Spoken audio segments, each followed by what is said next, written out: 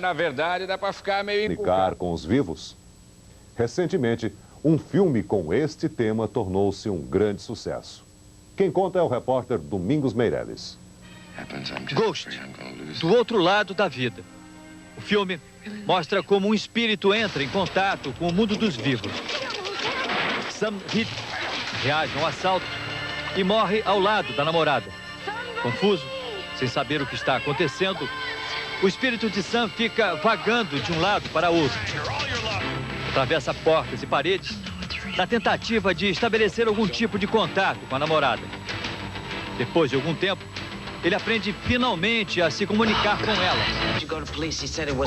Através da médium Oda Mae Brown, uma charlatã com ficha na polícia. Mas para surpresa da própria médium, ela consegue ouvir a voz de Sam e faz com que ele e a namorada passem a se comunicar mediunicamente. Mas será que a comunicação com os mortos é mesmo possível? O Globo Repórter investigou no Brasil alguns dos muitos fenômenos que seriam explicados pela presença dos espíritos. A dona Edelarcil, por exemplo, diz que com a ajuda dos espíritos consegue materializar dentro do algodão despachos feitos contra as pessoas. Ari Barroso, Ataúfo Alves e Lamartine Babo estariam voltando a compor sambas e marchinhas através do médium Jorge Risini. Um grupo de pesquisadores brasileiros, com a ajuda de equipamentos eletrônicos, estuda agora o aparecimento de vozes e imagens de pessoas que já morreram. Um fenômeno parecido acontece com a médium Enir Nogueira, que, segundo ela, também se comunica com os mortos. Uma vez por mês, todas essas pessoas vêm até aqui à procura de notícias. Notícias de parentes já falecidos. Essas pessoas vêm aqui ouvir a médium Enir Nogueira conversar com os mortos. A prece dá início à sessão. E neste momento, queridos irmãos, passo a transmitir a vocês o nome dos jovens que aqui se encontram. Dona Enir anuncia para o público o nome dos espíritos que estão chegando.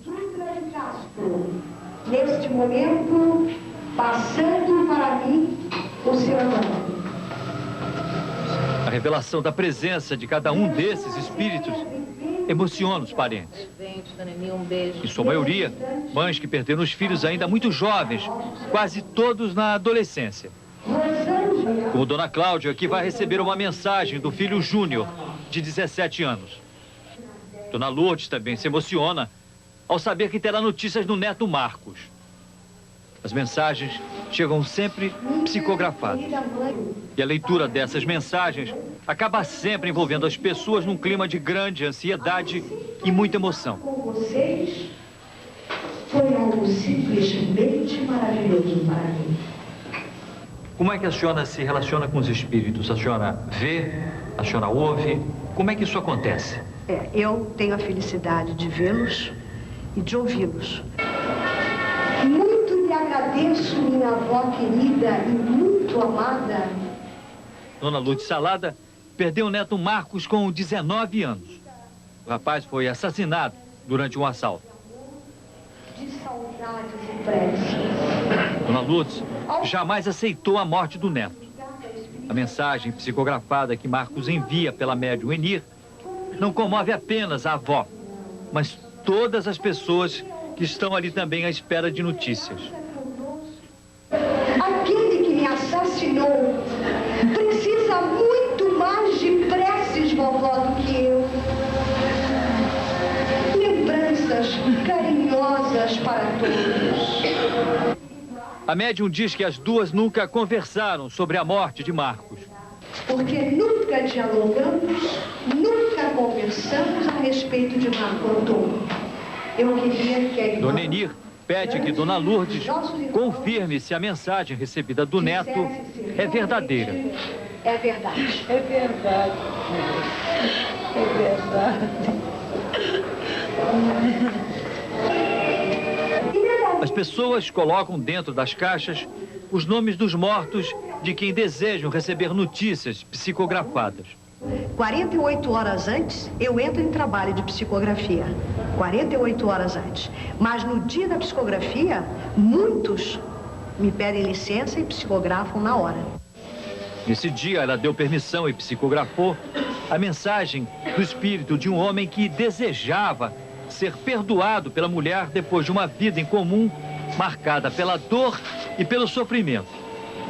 Perdoe todas as horas amargas que eu te fiz passar ao meu lado.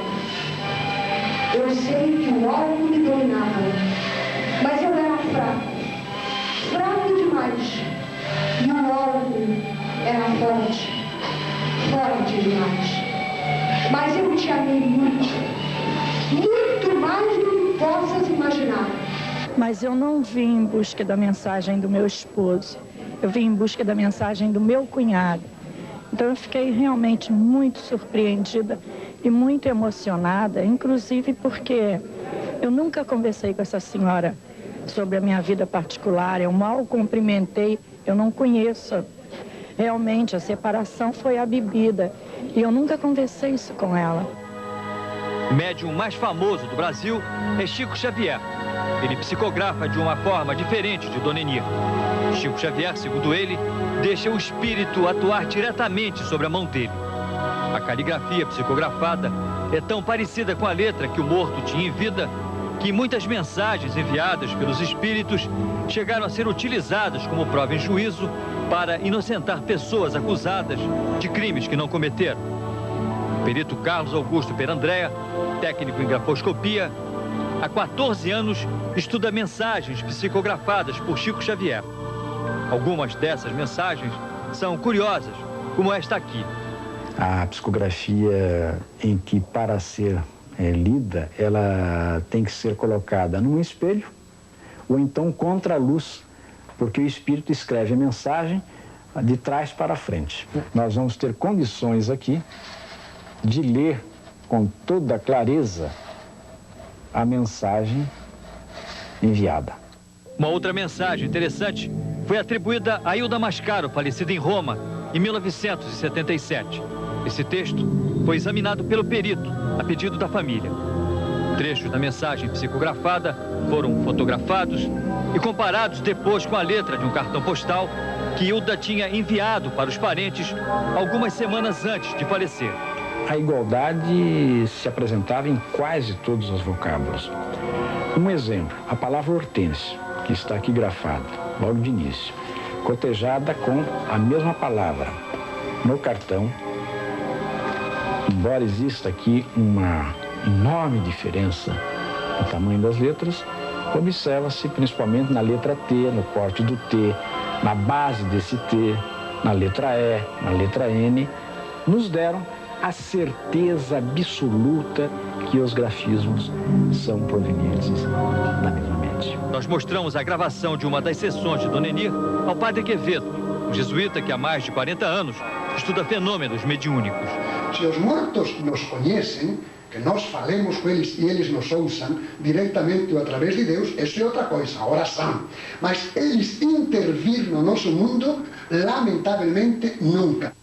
Habitantes, interior de São Paulo. Aqui se realizam alguns dos fenômenos mediúnicos de efeitos físicos mais surpreendentes. De segunda a sábado, centenas de pessoas vêm até aqui com um único objetivo: saber se existe algum trabalho feito contra elas. Aqui no Centro de Caridade Nossa Senhora do Rosário acontecem todos os dias os chamados fenômenos de materialização e de transporte. Os problemas físicos e espirituais enfrentados por uma determinada pessoa neste momento vão ser materializados em objetos que vão surgir inesperadamente no meio de todo esse algodão. E a pessoa responsável por esses fenômenos é a dona Edelarzil Munhoz Cardoso. Dona Edelarzil, católica, praticante, 42 anos, desde os 5, segundo ela, vê e mantém contato com os espíritos. Todos os dias, antes das sessões de materialização, ela reza para expulsar os maus espíritos. Segundo ela, eles sempre resistem. Quebram os vidros das janelas e das portas do salão. Com a ajuda de 3 velas acesas e 2 espadas de São Jorge, Dona Edelarzil trava uma espécie de corpo a corpo com as forças do mal. Deus Todo-Poderoso, eu sei que a câmera não te pega, né? Você vai ficar aí, então? Você Ele vai ser retirado. Mesmo que a câmera não está te pegando, se eu estou te vendo, vai sair. Com o ambiente purificado, as pessoas começam então a desfiar o algodão dentro de uma peneira. Por que a senhora usa essa peneira? A peneira é usada para não deixar encharcar o algodão de muita água, para não dificultar o trabalho, né? Aí corre nesse tambor a água, depois é retirada pelas secretárias. A sessão começa com Dona Edelarcil rezando cada uma das pessoas. Ela passa um pedacinho de algodão molhado na testa e nos braços de quem veio se consultar. Antes da senhora iniciar a sessão, eu posso examinar esse algodão que foi desfiado pelas pessoas que vão participar dos trabalhos? Pode sim, está à vontade. Pode Esse é um algodão comum, né? É, pode erguer. Assim.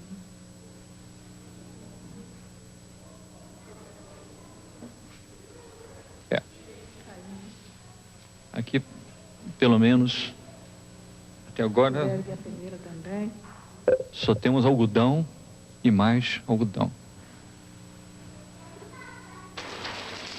Dona Edelarcil primeiro encharca o algodão, que vira uma espécie de pasta. Vai olhando para mim. Deixa com as coisas não, né? Por que a senhora molha o algodão com água? O algodão é molhado com água para brotar tudo quanto é maldade, né? Porque a água é vida, né? A água é para purificação. E o álcool? O álcool é para desinfetar, porque pode sair vírus, vermes, né?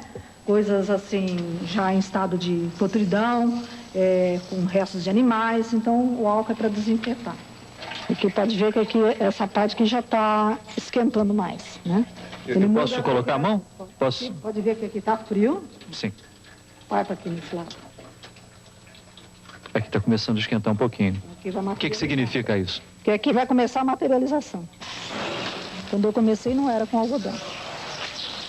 Todos os problemas caíam em cima das pessoas, fazia muito sujeira. O que caía em cima das pessoas? Caía terra, pedra, ossos, vidros, machucava muita gente, porque às vezes cai coisa cortante, né? Aí aqui já vai começar a materializar, porque já escureceu o algodão desse lado. Ela vai querer cair, que eu não estou querendo que caia. Para um pouquinho.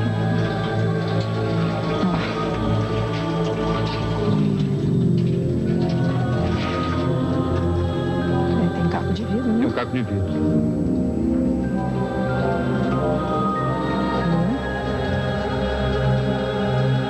Começa a enrolar.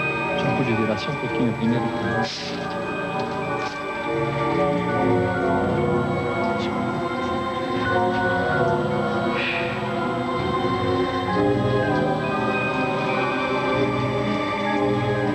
O que foi materializado agora? Foi uma flor, né? Velas, o algodão está endurecido e está sendo meio difícil de... Uma flor de plástico, né?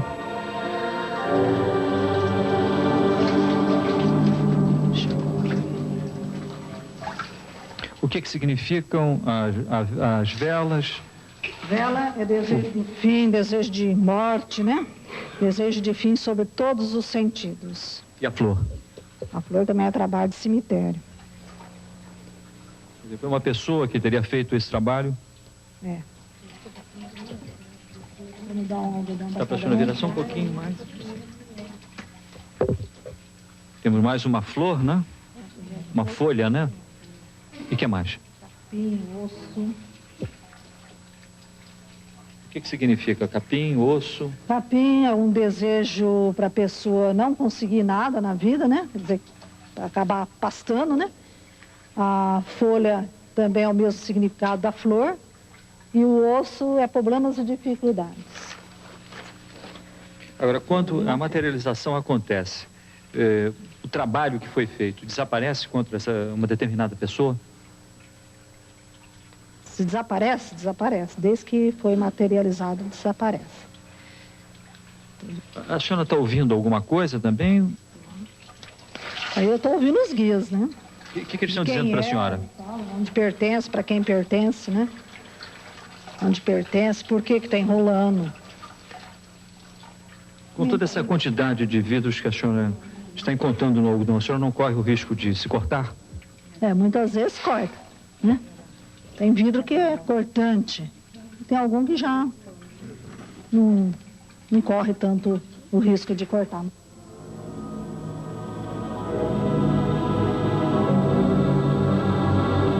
Depois que os despachos foram materializados no algodão, cada um pega o seu embrulho com a certeza de que o trabalho foi desfeito. Um dos pacotes que eu abri está com osso, uma flor de plástico que estava na minha casa, essa flor. Estava na sua casa essa flor? E um pedaço de capim que eu me emocionei, porque no momento eu achei esse pedaço de capim na minha casa, eu falei, olha, tem capim aqui em casa agora no chão, e então está aqui na minha mão. Mas depois que abriu o outro pacote, Dona Santinha teve uma surpresa. Isso aqui foi um pedaço... Um trabalho feito, de uma amarradinha, de uma saia minha. O que a senhora fez dessa saia? Ainda existe? Não. Eu já mandei ela embora. Não existe mais. Mas eu reconheço que é minha, foi minha. Essa roupa sumiu da minha casa, aliás, nem dei, sumiu. O quadro do lado de fora ajuda as pessoas a decifrarem o significado de cada objeto encontrado no algodão. O caco de vidro, que significa prejudicar a vida profissional de uma pessoa, ou pedaços de osso, que simbolizam o fechamento de todos os caminhos.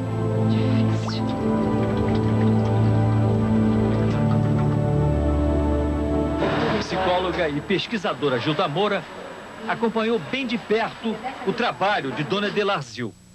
Essa materialização, pelo que eu pude observar dentro dos casos de pacientes que estavam aqui ou de pessoas que vinham se consultar, e dentro dos objetos que saíam, há uma correspondência entre esses objetos e os problemas da pessoa. Quer dizer, seria como uma materialização simbólica do que estaria ocorrendo com a pessoa naquele momento e as influências negativas que poderiam, ou se não negativas, de energias de pensamento de outras pessoas em cima do caso daquela pessoa. O neurocirurgião Nubo Facuri, professor da Unicamp, também investigou os fenômenos que Dona Delarzil consegue provocar.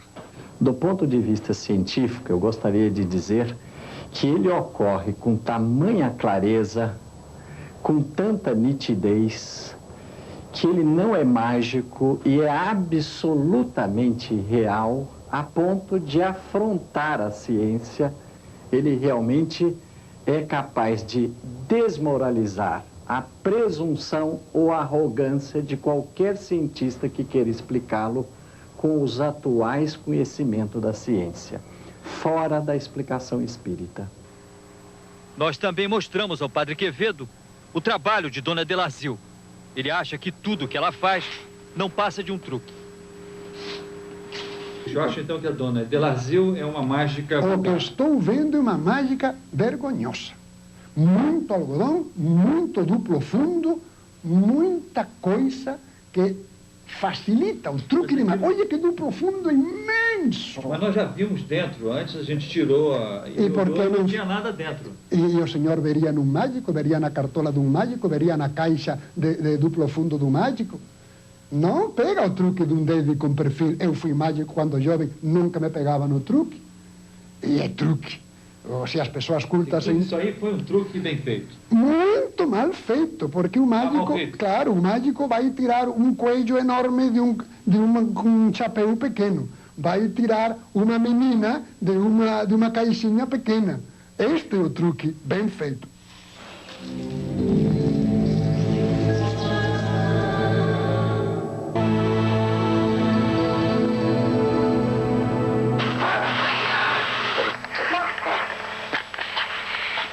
Essa voz rouca, que mais parece um sussurro, segundo o professor Mário Amaral, pertence a uma inteligência de uma outra dimensão e foi gravada aqui nesse laboratório com a ajuda de todos esses instrumentos eletrônicos. Nessas investigações, nessas pesquisas, o professor pretende estabelecer algum tipo de contato com os espíritos, a chamada transcomunicação instrumental. O professor Mário Amaral, presidente da Federação Brasileira de Parapsicologia, é um estudioso desse tipo de comunicação com os mortos. Em pouco tempo de pesquisa, ele já conseguiu um arquivo com mais de 60 fitas com vozes que, segundo ele, pertencem a uma outra dimensão. O senhor conversa com quem? Bem, não há, no começo de toda a experimentação, o objetivo é esse, não há exatamente uma conversação longa. Existem pequenos diálogos, perguntas que são respondidas, não é? Nomes que aparecem com muita frequência, impressos na fita. O importante nessa pesquisa é justamente a coleta de material. Pelo exame desse material, nós deduzimos que são vozes de inteligências fora da matéria que absolutamente não pertencem ao plano físico. Uma outra forma mais sofisticada de comunicação com os espíritos é o vidicom.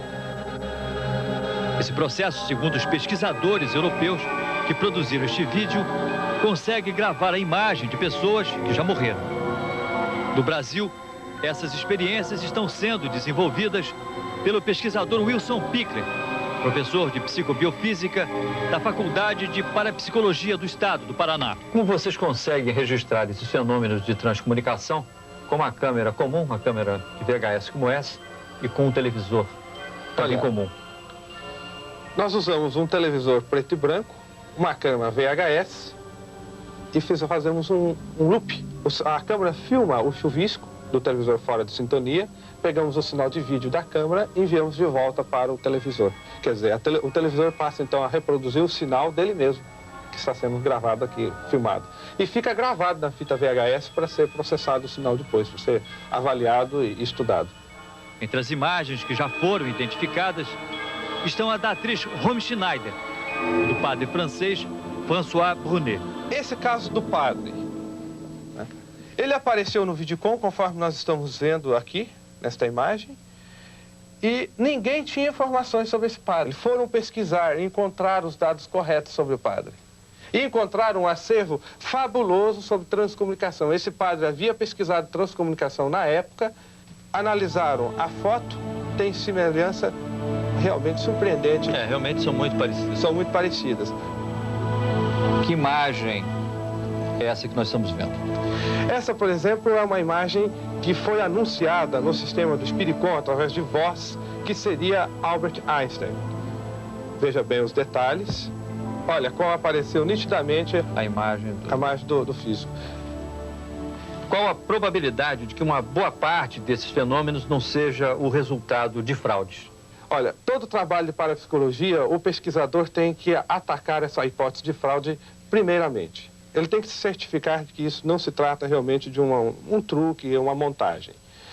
Depois vem a hipótese da interferência, que seria captações de sinais de rádio ou de televisão. Há casos em que aparece a imagem e som junto, como é o caso do Konstantin Raudive, que é um pesquisador pioneiro nesta área que já faleceu, e ele apareceu no sistema e se disse: Hier spricht Konstantin Raudive. Aqui fala Konstantin Raudive. Guten Abend, liebe Freunde. Hier spricht Konstantin Raudive. É a primeira vez que a humanidade está tendo acesso a informações de caráter científico, tecnológico, sobre vida após morte. Liebe Freunde, lieber Maggie, lieber Jules, lieber Kollege Deitermeier. Es freut mich, dass Sie heute Abend wieder einmal hierher gekommen sind. Nós mostramos as imagens do vidicom a D. Estevão Bittencourt, que é diretor e professor de teologia da Faculdade Eclesiástica de Filosofia João Paulo II. Ele acha que esses fenômenos podem ter sido provocados pela ectoplasmia e pela psicofonia. O que é ectoplasmia? É a capacidade que nós temos de formar corpos com a energia que emana do nosso próprio ser. Quanto à psicofonia, é a capacidade que nós temos de falar a partir do nosso próprio ventre, é a ventriloquia. Sai então uma voz rouca, uma voz profunda, cavernosa, que é justamente o tipo da voz que sai do íntimo da pessoa. E se pode dar uma explicação natural ao fenômeno, a Igreja prefere a explicação natural, psicológica ou parapsicológica, sem recurso ao além.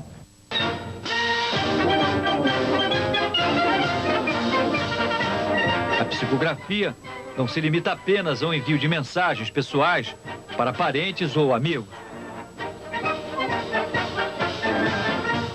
Ela também tem a arte de permitir, por exemplo, que compositores famosos já falecidos continuem compondo.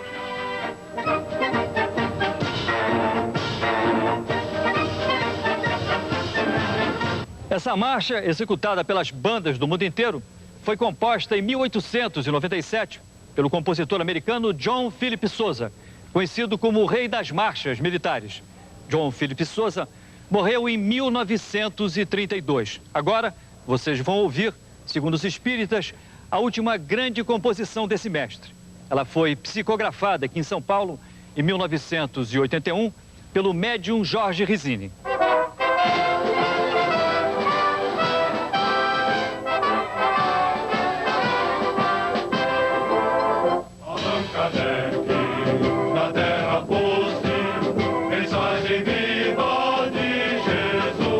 Major Antônio Domingos, maestro da Banda Sinfônica da Polícia Militar de São Paulo, é um profundo conhecedor da obra de John Philip Sousa. Maestro, o senhor está realmente convencido de que essa marcha foi composta pelo John Philip Sousa?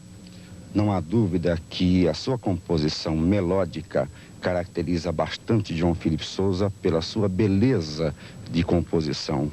Tem muito a ver com as belas melodias de John Philip Sousa.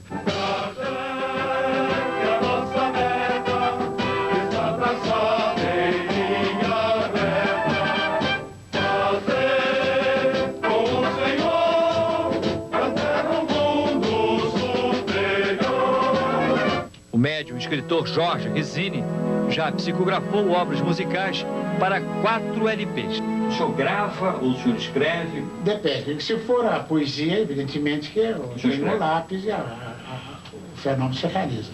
Agora, no campo da música propriamente dita, às vezes vem primeiro a música, depois a poesia, a letra, às vezes vem primeiro a letra e às vezes já vem as duas unidas, né?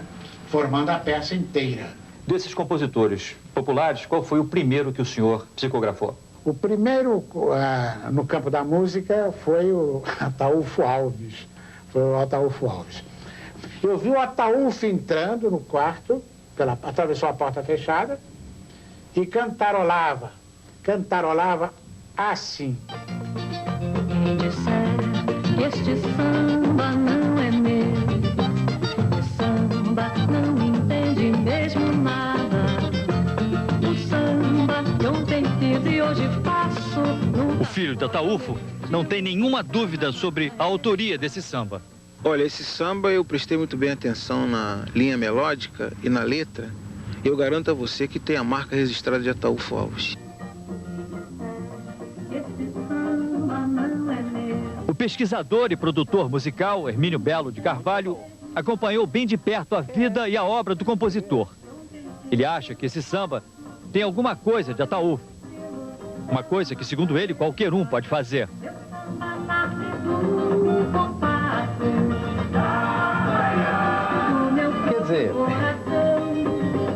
Quer dizer, falar de samba, isso é o Ataúfo sempre falou, leva meu samba, meu companheiro, ressecado, para o meu amor primeiro, laraia lá. Isso é uma marca, doutor, é um clichê que o Ataúfo usava com as pastoras dele, né? Agora, no caso do Ataúfo, você encontrou alguma coisinha, pelo menos um clichê. É, um clichê, lá, abordagem do samba, etc. Tal, mas não passa disso.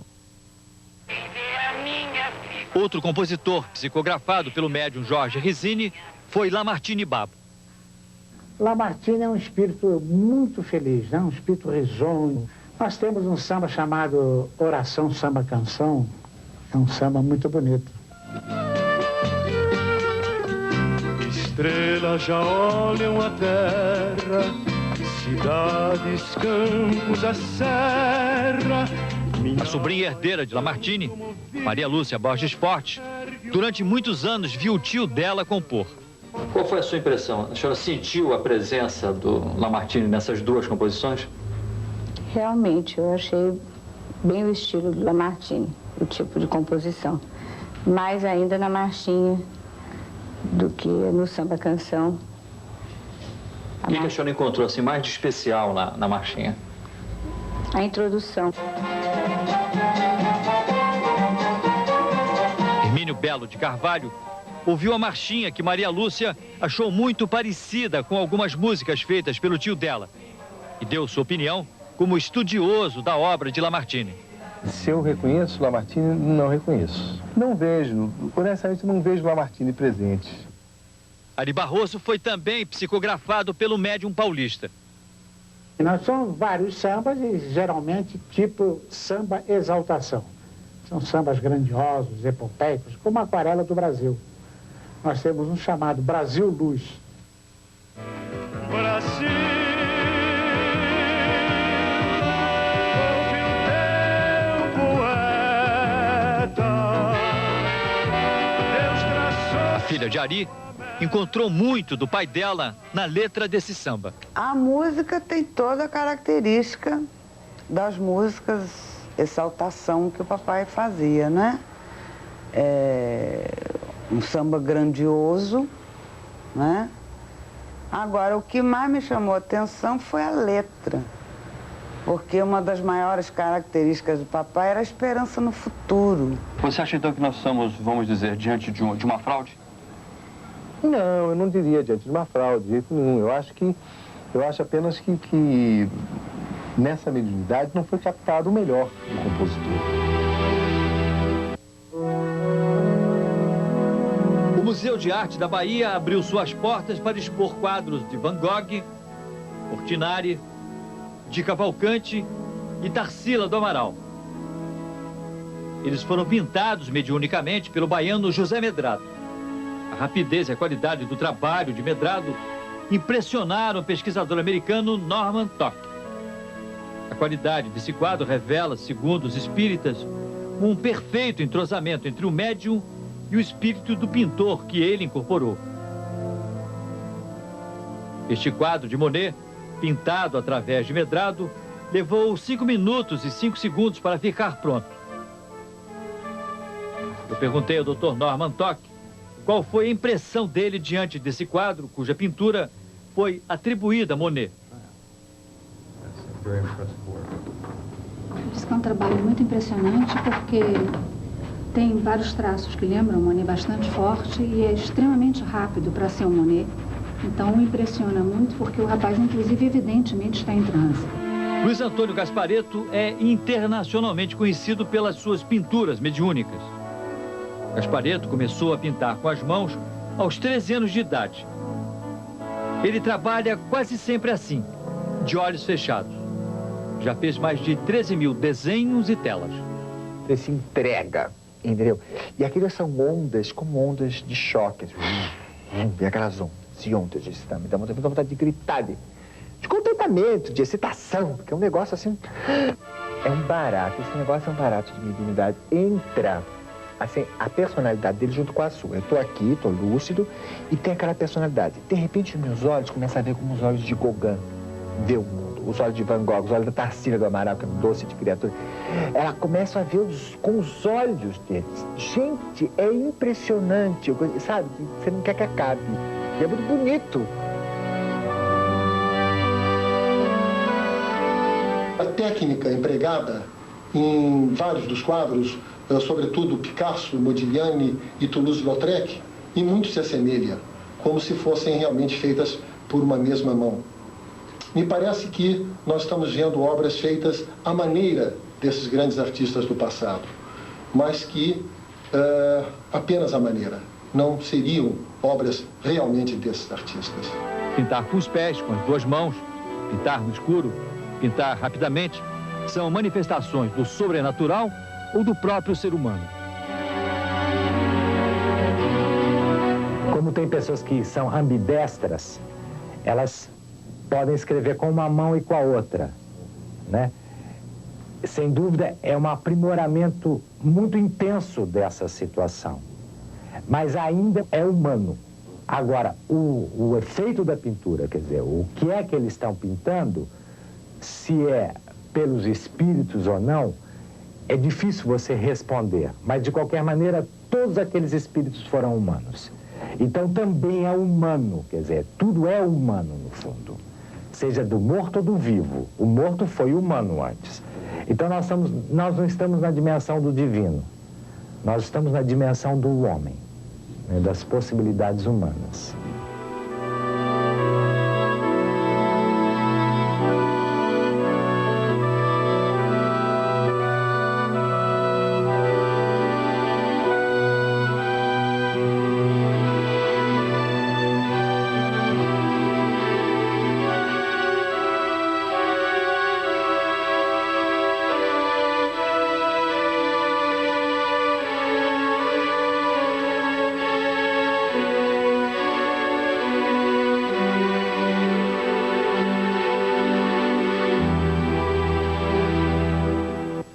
Será que todos esses fenômenos são realmente mediúnicos ou foram produzidos pela mente das pessoas que afirmam trabalhar com a ajuda dos espíritos? Ainda é muito cedo para encontrar uma resposta sobre a existência ou não desses fenômenos, porque só agora a ciência começou a investigar a origem dessas manifestações, para saber se são provocadas pela mente humana ou por inteligências de outras dimensões.